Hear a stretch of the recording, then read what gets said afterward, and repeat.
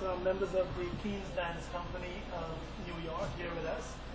Welcome to Guyana, of course. Thank you so much. Thank you. How has it been since you've been here? What's it been like for you? It has been such a welcoming, just everybody's so welcoming, and the spirit here is very just grab you and take you in, and just, you know, it's very welcoming. And it's been great. We've had a great time so far, and we're looking forward to each day. I'm actually not ready to leave. I'm dreading Monday, so I don't want to leave yet. Yeah. Okay, so your dance company began back in 2008. Yes. And when Classic went to New York, you guys worked along with them. And now you're back here as part of the Yes. trade office. Yes. Yes. Tell us about your dance company. What can folks expect from Keen's when they come down to the National Cultural Center tomorrow? Okay. I feel like I've answered this question so many times, but it's fine. Well, once again, you expect the audience should expect to be very entertained. Keen Dance Theater is a contemporary modern company, and when I create works that are storytelling, that are very organic, that are very visceral, that have emotions, have feelings, that have something that you can feel and that's something you can relate to. So you should be able to, every audience member that comes to the show should be able to relate to some piece that they're watching. As the owner and director of the dancing company, do you worry about where dance is going when we move from the days of ballet and days of contemporary art form to everyone? Definitely.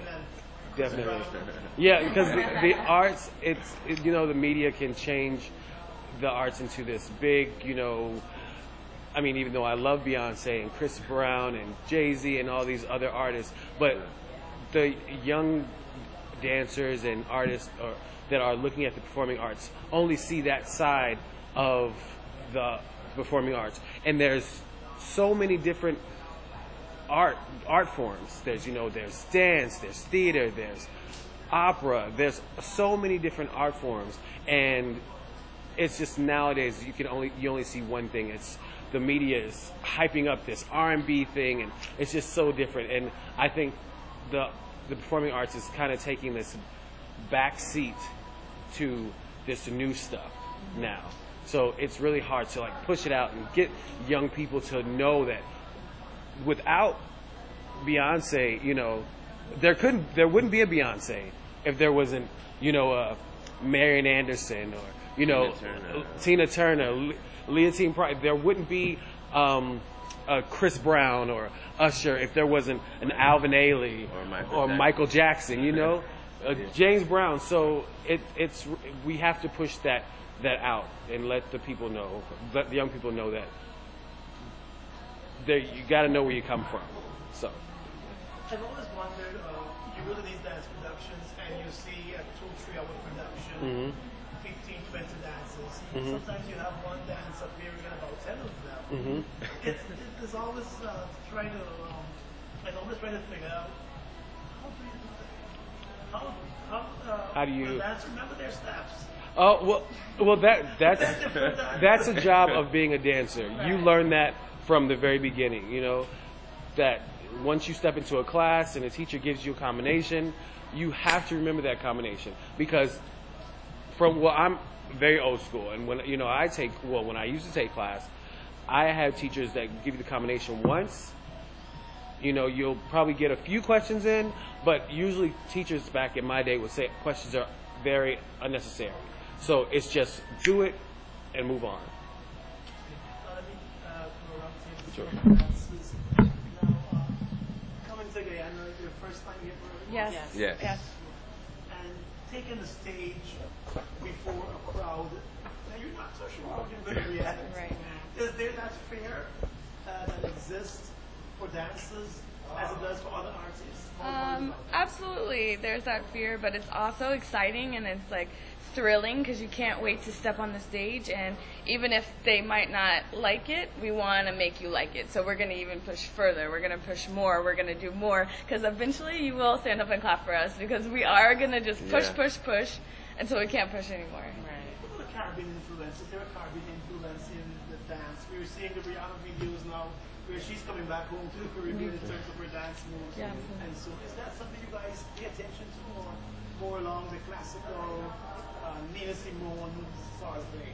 Well, I haven't yet, but I'm looking at, you know, researching other cultures as far as dance goes, because it's important to do that, because you never know where you're gonna go, what other country you're gonna visit. So it's important to show love to the country that you're going to. Mm-hmm. So I think it's And I also think that there's a little West African Caribbean influence in Sea Lion Woman.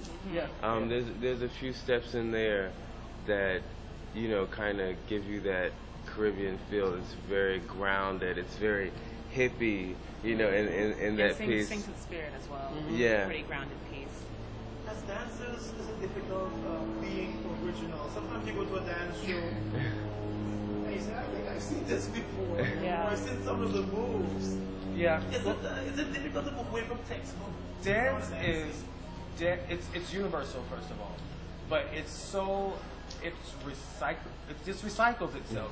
I honestly think there is no new step that you can invent, but I think whatever comes out of your mind or your vision and you create, that's what's new. But the step it probably will look the same, but of course you've seen it somewhere before. But it's not. You're not doing the same step, but it's just recycled. It's just recycled. It's not the same step. I'm not doing the same step as this company, that same ballet they're doing, but whatever my interpretation of it, like we do a piece called Sweet Nina, which is the ballet is loosely based off of Porgy and Bess. Now, Porgy and Bess is an opera, so of course we're not singers, so we're dancers. So I take that opera and put that opera into choreography and make that into our interpretation of loosely based off of Porgy and Bess. Yes. As a dancer, is there a single dream? You know, like you speak to a singer, and you say, my dream is to do a duet with a Beyonce or Chris Brown, the late Whitney. Yeah. Is there a dream that dancers go after? I think every dancer has their own specific dream that they want. Like some dancers, they want to be in a big company and tour. Me personally, I want my own company. I just want my own company, I want my own dancers, and I want to give them my choreography. So it's just that every dancer has their own specific dream that they strive for. Maybe they get it, maybe they don't, but it's a dream, and that's what keeps them going. Absolutely. Yeah, I agree with her. Like, my personal dream is to like be an artistic director of a musical artist. So I want to do the lights, everything for like a concert series, but I have to start as a dancer and be in a company and learn the skills, and that's how you learn to move forward and keep it moving and get your name out there like we are today, and, you know, really network. And then eventually it comes, but you have to build the resume before you can just push yourself out there and get it done. You always have to start at the bottom first and then make your way up. You can never start in the middle. No, you can't start at the top. You never start in the middle. It's right at the bottom. Absolutely. Yeah. Is it more difficult getting to the top as a male dancer? That's an inside joke. No. So because when I answer the question, you see more in terms of, we're back to the whole R&B style of dancing. You know, you see folks always think, oh, let me get 10 young ladies in there. Is it? I think that's only for like a video for a male video, that if they want video girls or something. Right. Yeah, for it the depends. male dancer. Yeah, it depends. For the male dancer, there are male dancers, but who's going to partner the lady? You know, who's going to lift? Who's going to be the masculine role? So there's always room for the male dancer. As far as the ladies go, there are so many women, and that's where the competition really sets Yes, in. absolutely. That's like last night. It sets in there. It sets in. But guys can get in companies just like that. You're a model also. How do you balance the two? Oh wow. I Let's wasn't think that way. We usually rehearse like every Sunday, so a lot of my modeling projects either take place on another day. It's all about scheduling and balancing. I never let anything bleed into the other thing. I'm very organized with like my schedule, and I don't accept this is like my home, like dancing, like with King Dance Theater. So I usually don't accept other projects if it conflicts with King Dance Theater. So if it's a shoot for a magazine or a commercial I'm doing, like if it doesn't conflict with King Dance Theater's rehearsals or performances, I'll accept. If it does, then I usually don't do it. We try to encourage him not to do that because he's growing as this great performer, and we want him to go as far as possible. So if he does have a modeling gig or something like that, we encourage him, take it. Okay, you can take a day off from rehearsal or whatever we're doing because we want him to go really far in this art. And from what I've heard, everyone lives their own life in terms of careers, and so dancing is mostly a weekend thing for you guys up in New York. Yeah, some of you. Yeah. New York is expensive. Yeah. So finding time to do that. So finding time to How do you rehearse. survive with that? God, how do We make it work. There's no make it explaining work. it. Yeah, It you just just happens. do. It just happens. because New York is a whole nother beast, we have to make it work. And Sundays just happen to be the day that no one is, Going to church. and really busy. Most of our rehearsals are in the evening, so we try to put that day aside for rehearsal. So, but all that it takes, oh God, tons of money, Yes. to find space and have hours of rehearsal that takes lots of money. But it's all worth it in the end. It's all worth it. You said it's all worth it, and obviously dance groups put a lot into their art. Like, when you visit New York, you go in the subways, there's someone dancing there, and you think, oh, that's a star. You go down to Times Square, you see someone dancing there. You watch the reality shows, and you see someone there. What keeps driving you? When you know that this is a night, we have a good dance group, but out there may be 10,000 who are thinking the same thing. What keeps driving the King's Dance?